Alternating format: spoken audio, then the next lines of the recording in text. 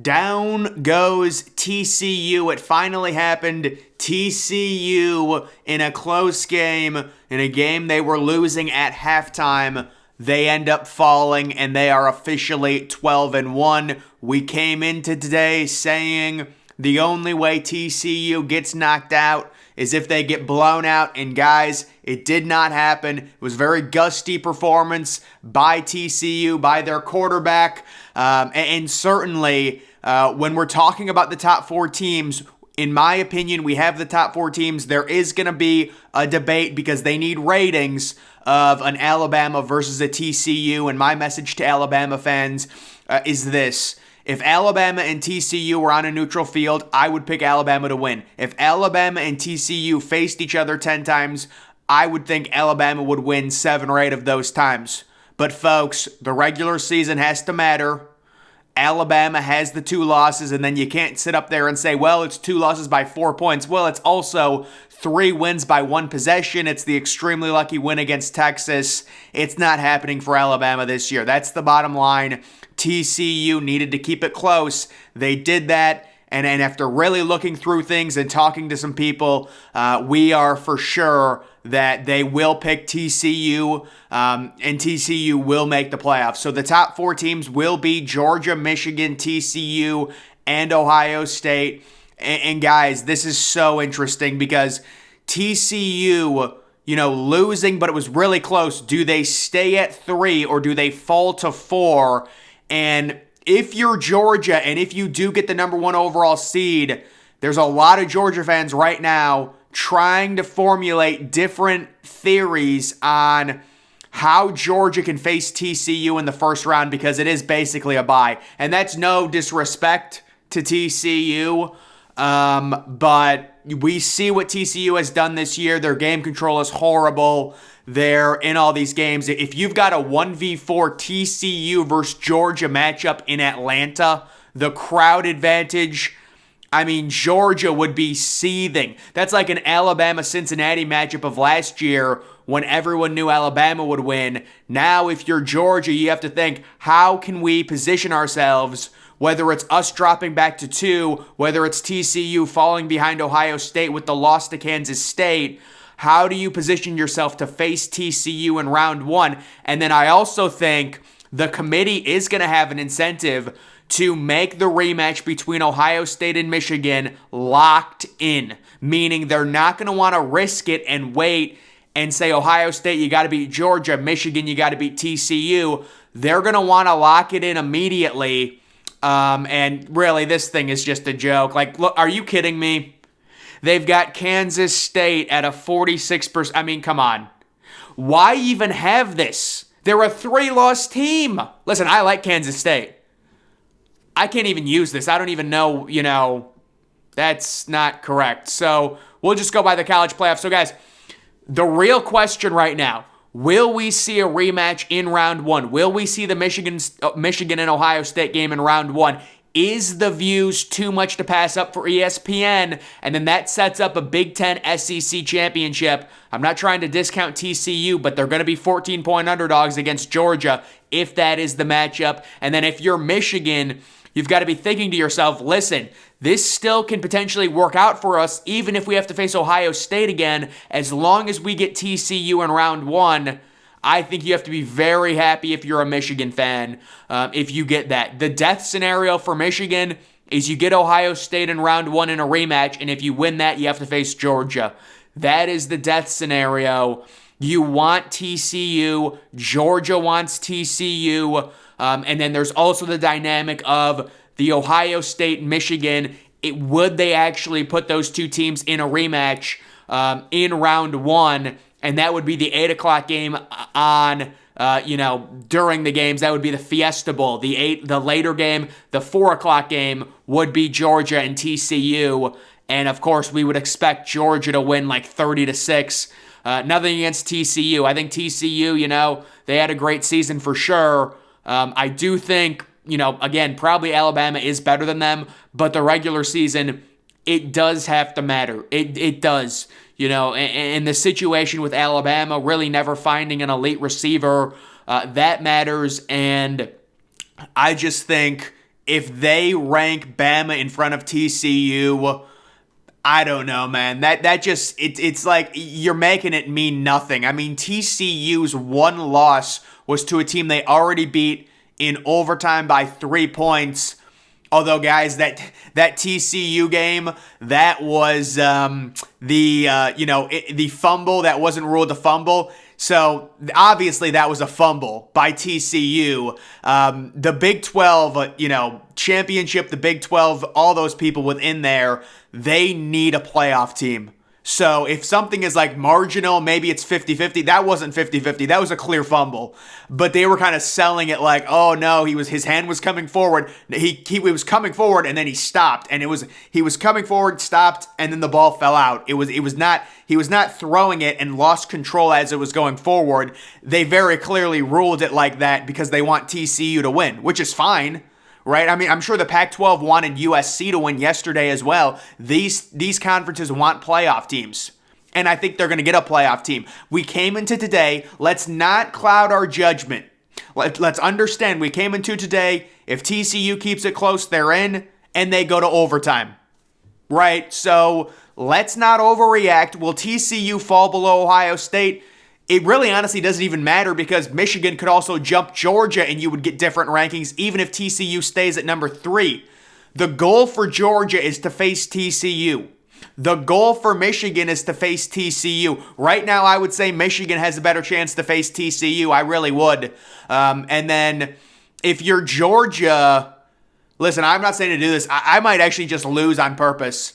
Because the thing is, if you know TCU, the weird thing is TCU lost. I don't think they will move TCU down. I really don't. Below Ohio State. It's just a feel. It was a field goal. It was overtime. So if you're Georgia, do you really consider losing to LSU? Listen, it's tough. You want the easiest matchup possible. And, these Georgia fans, they're like, listen, we have a bye to the national championship. If we face TCU in Atlanta, the crowd, it's going to be ridiculous. It's a home game. TCU has such a small fan base. And then facing Ohio State's a little bit different, especially if they get JSN back. If Trevion Henderson gets healthy. Obviously, Ohio State, probably the third most talented roster in college football behind Georgia and Alabama. And then the Alabama perspective. Again, guys, this is a total... I don't even know what these rankings even are. It's, they've got Kansas State at a 46% chance, higher than TCU. TCU has 1 loss, Kansas State has 3 losses, and TCU beat Kansas, folks. What are we doing? You're going to have a 4-loss team in the playoff at this rate. They're going to have Oklahoma making the playoff at 6-6.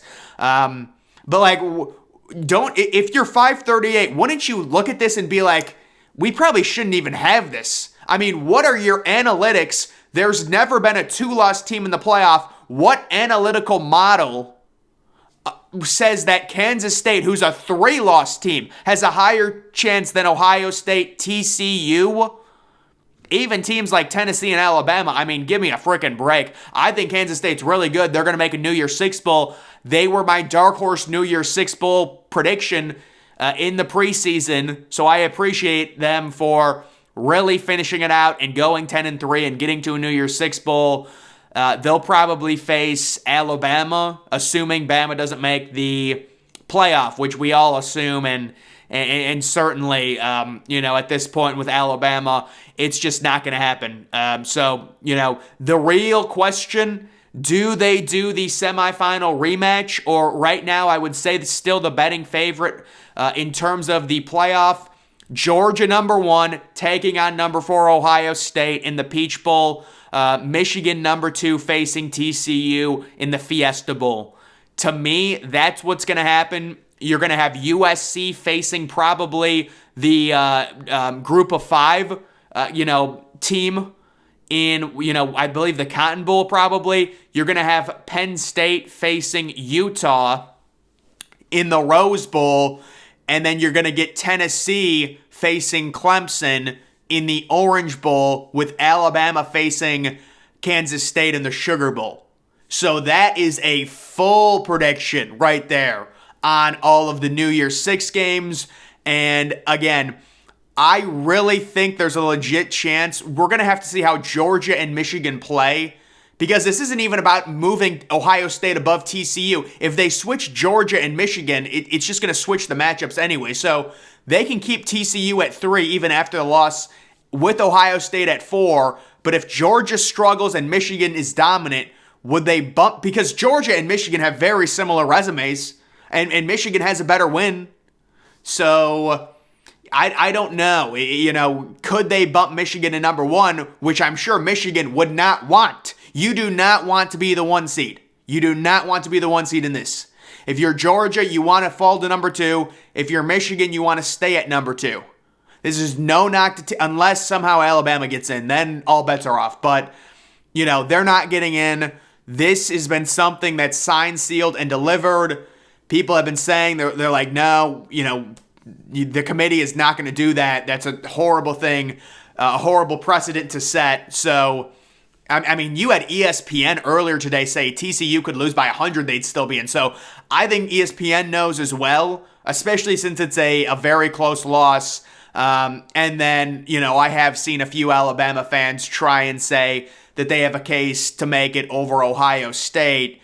And of course, they're totally delusional. Ohio State has a better win, and Ohio State has less losses. So not only does Ohio State have a better record, they've also got a better win. So there is no chance of that. Ohio State is locked. They locked their spot up after the USC loss.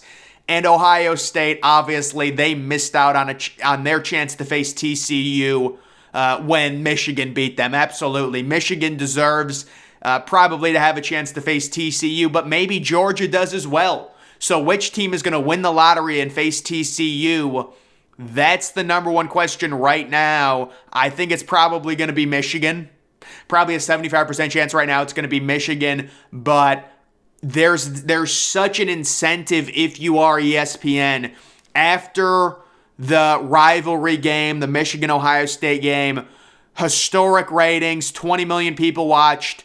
You want to get that for a semifinal game, and then that basically guarantees you a Big Ten SEC championship, possibly a Michigan-Georgia rematch, which, I mean, listen, that would be, obviously what happened last year was not good, or a Georgia-Ohio State super game, which could happen in the national championship if Georgia ends up facing TCU in some way. That would be TCU falling back to the 4 seed, Ohio State moving to 3. That would be at Michigan maybe vaulting to number 1, Georgia falling to 2. It is interesting if you're Georgia. Listen, you can't lose and stuff like that, but I mean, my God, there's got to be an easier path. But no, I think Georgia certainly is going to try and win the SEC championship. They're probably going to do it. I know they're like 17-point favorites. And then Michigan in the Big Ten, you just want everything to stay the same. You want it to be light. You want to face TCU. And then Ohio State obviously is just happy to be in. You're facing Michigan or Georgia. It's the reality of the situation. Again, we were looking at possibly facing TCU. We were hoping for that first round bye. Nothing against TCU.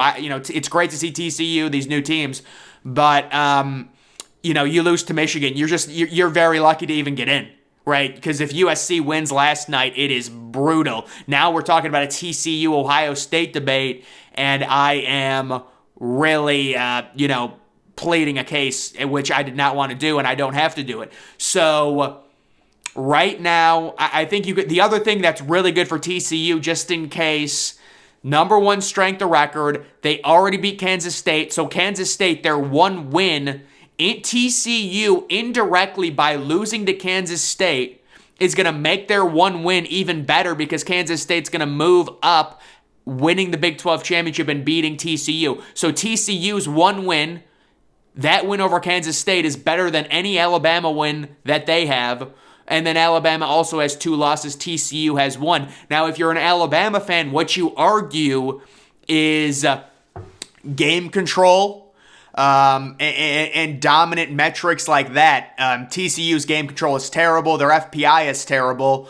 The FPI is very polarizing. I will say the problem with it is the preseason, the way the preseason weights it down sometimes. to where there's a lot of SEC teams that always get ranked really high, and even if they lose, because their preseason ranking was high, it doesn't drag them down far enough because they're already starting too high. But in general, like, the reason TCU is sitting at 10 and USC is at 15, these teams are playing closer games against bad teams or lower opponents. So, like, let's say Ohio State beats Michigan, 42-7. Ohio State is going to move way up the FPI because not only did they beat Michigan, they dominated them, as opposed to Ohio State beating Michigan 42-41. Yeah, still, they beat Michigan. It's like TCU's winning all these games. They're undefeated. The issue is they're all so close. Their game control is horrible. That's going to negatively affect their FPI. The FPI is looking at this and saying this is very fluky. It is not the representation of a really good team. Not that that matters. TCU is going to be in. I'm saying that's what you would argue if you're an Alabama fan. So it'll be interesting to see what they do. I would say my predictions right now, Michigan versus TCU, Georgia versus Ohio State. That's my predictions. I'm going to leave it at that. This thing is just, they're going to have they're going to have Iowa with a 10% chance to make it at this point. But guys, that's going to do it for this video. Make sure you follow me on Twitter. Link to that's always in the description.